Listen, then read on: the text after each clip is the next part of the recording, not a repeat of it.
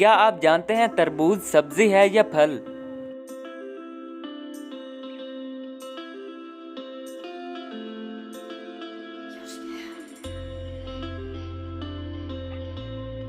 जवाब है तरबूज एक सब्जी है।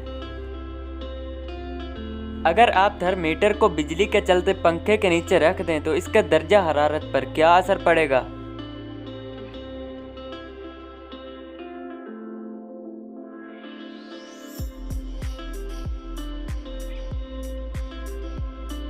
दर्जा हरारत में कोई असर नहीं पड़ेगा।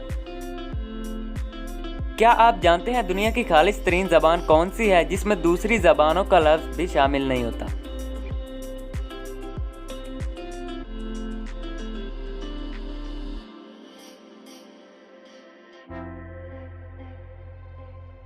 अरबी ज़बान।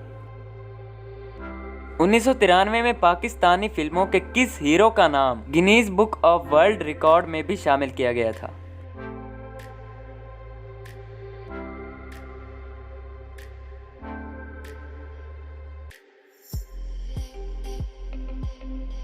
सुल्तान राही का नाम।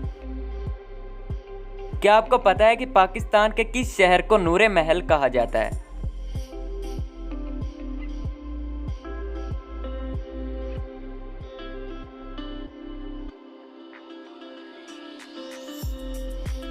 बहावलपुर को।